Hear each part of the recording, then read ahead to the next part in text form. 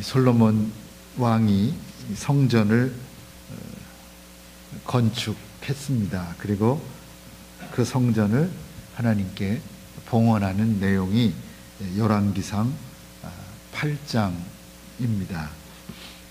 요즘의 교회들은 성전 봉헌을 언제 합니까? 갑자기 그 생각이 납니다. 솔로몬 시대에는 다 짓고 나서 하나님께 봉헌하는 예배를 드렸는데, 현대 교회들은 어떻게 봉헌하나 했더니 예배당을 지을 때 몰기지를 얻어서 짓지 않습니까? 그러니까 토론토에 있는 큰 교회들 보면 수백만 불의 몰기지를 얻어서 짓고 20년 상환을 하잖아요. 그래서 20년 상환이 다 끝나서 이자가 없어지면 그때 낡은 건물에서 성전 봉헌 예배를 드립니다. 그러니까 예전하고는 참 격세지감이라고 말할 수 있습니다. 그러니까 요즘 사람들이 생각하는 건 성전을 봉헌하려면 은행에 빚이 없어야 된다. 그래서 빚을 다 갚고 제로가 되면 그제서야 성전 봉헌을 하니까, 성전 봉헌할 때 교회 예배당은 이미 대부분 20년이 훌쩍 넘어간 그런 예배당에서 성전 봉헌을 하는 것을 보게 됩니다. 오늘 본문의 성전 봉헌은 그런 것이 아니고 7년에 걸쳐서 예배당을 짓고 나서 그 자리에서 하나님께 성전을 봉헌합니다. 오늘 본문 내용이 길어서 그 중에 조금만 읽었는데, 그 내용은 그 성전 봉헌 예배 중에서 봉헌한 봉헌 기도, 이 성전 하나님께 봉헌하면서 솔로몬이 봉헌 기도를 드린 그 내용이 되겠습니다. 성전 봉헌 예배를 드리면서 솔로몬은 제일 먼저 뭘 하냐면 자신이 성전을 건축하게 된 배경에 대해서 함께 예배 드리는 이스라엘 회중들에게 설명을 했습니다. 이런 내용입니다. 앞에 보면 하나님께서 그 이스라엘을 출애굽시킨 후에 한 번도 나를 위해 성전을 지으라고 말씀하신 적이 없습니다. 그저 하나님께서는 이스라엘의 지도자들이 하나님의 백성을 잘 다스리기를 원하셨을 뿐입니다. 이 성전 건축도 다윗이 하나님 앞에 제가 하기를 원합니다라고 요청했을 때 하나님이 그것을 그저 나쁘지 않게 보시고 너는 안 되고 솔로몬 이렇게 하신 거지, 하나님이 나는 의리의리한 성전이 필요하니 지어라 이렇게 말씀하신 적은 없습니다. 그런 면에서 오늘날 현대 교회들이 어마어마하게 성전을 짓는 것을 과연 하나님이 기뻐하신 일이겠는가라는 것은 역시 우리가 고민해야 할 그런 문제라고 할 수 있습니다. 하나님은 그저 이스라엘 지도자들이 하나님의 백성들을 잘 다스리기를 원하셨을 뿐입니다. 그런데 다윗이 하나님이 거하실 성전을 짓기를 원했습니다. 하나님이 다윗이 그 마음을 가진 것에 대해서는 좋게 생각하셨지만 여러 가지 이유로 다윗이 성전을 짓는 일은 허락하지 않으셨습니다. 그리고 성전 건축하는 일은 누구에게? 다윗의 아들 솔로몬에게 맡기셨습니다. 그래서 솔로몬이 그 일을 맡았고 솔로몬이 성전을 건축하는 일에 최선을 다했습니다. 그래서 몇 년 걸렸습니까? 7년에 걸린 공사 끝에 마침내 성전 건축을 마칠 수 있었다라고 하는 그 사실을 지금 성전 봉헌 예배를 하면서 회중들에게 설명을 했습니다. 그리고 그 모든 일이 하나님의 인도하심 가운데 이루어졌다는 사실을 밝힙니다. 그게 15절입니다. 왕이 가로되 이스라엘 하나님 여호와를 송축할지로다. 여호와께서 그 입으로 나의 부친 다윗에게 말씀하신 것을 이제 그 손으로 이루셨도다. 이렇게 말합니다. 자, 누구의 손으로 이루셨다고 고백합니까? 당신의 손으로, 그 손으로, 하나님의 손으로 이루셨습니다 라고 고백합니다. 예루살렘 성전이 마침내 솔로몬 왕 때 완공된 것입니다. 그렇죠?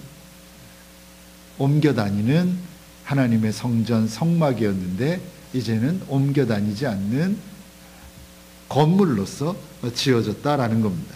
오늘 생각해 보려는 것은, 자, 이제 성전이 건축됐습니다.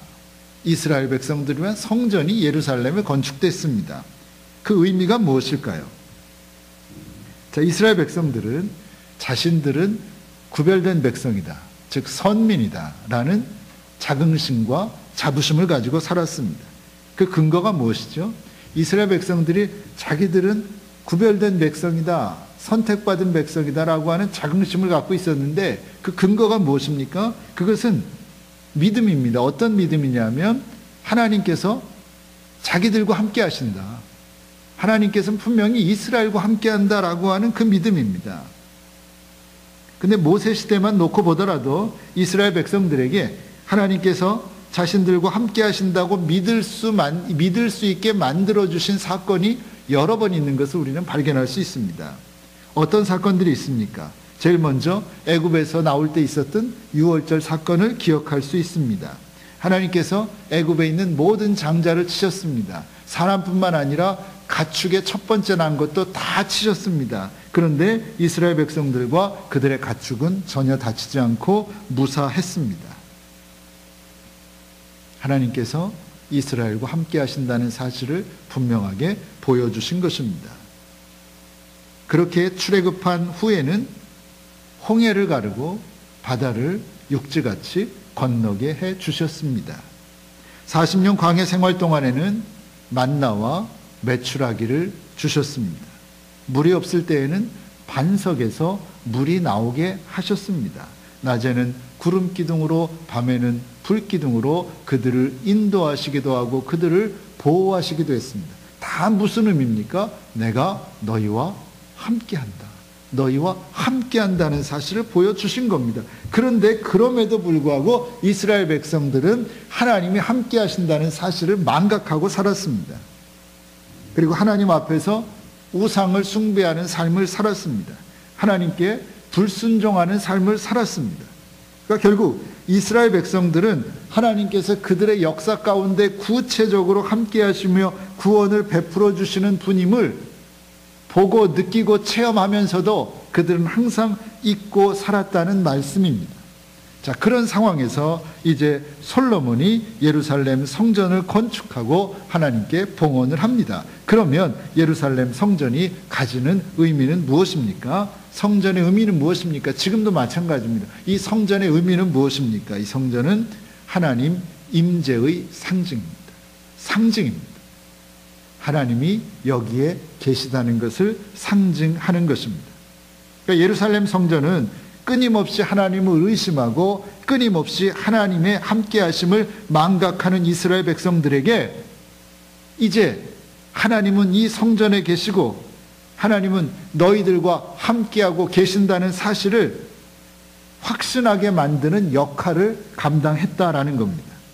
이스라엘 백성들에게 하나님은 그들로부터 멀리 떨어져 계신 분이 아니라 그들 중에 그들과 함께 계시는 분이라는 점을 아주 확신하게 만드는 역할을 했다라는 겁니다. 그것이 당시 성전의 의미이고 또한 성전의 역할이었습니다. 그러면 오늘 우리가 예배드리는 이곳은 무엇입니까?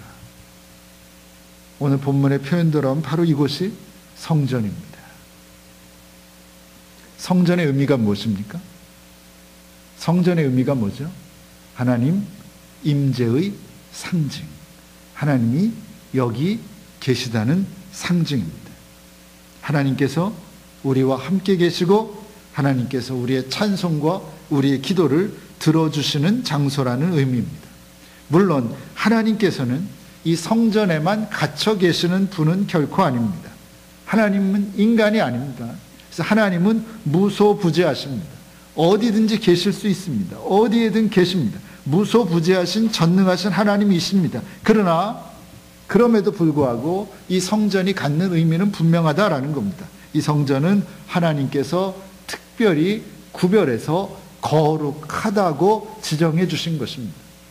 여기 있는 이 땅만 깨끗한 땅이 아니고 이곳만 거룩한 곳이 아니라 하나님께서 구별하셔서 이곳은 거룩하다고 말씀하신 곳이다라는 그런 상징적 의미를 가지고 있는 곳이다라는 겁니다.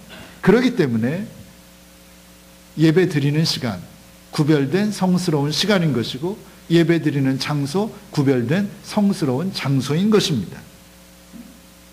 그런 곳이 성전이기 때문에 우리가 이 성전에 들어올 때는 항상 경건한 마음으로, 또 두렵고 떨리는 마음으로 들어와야 하는 것입니다.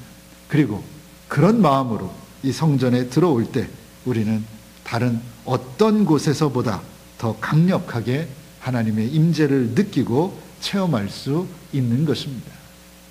이 성전에서, 이 아름다운 성전에서 하나님을 느끼고 만나고 체험할 수 있는 저와 여러분 되시기를 바랍니다.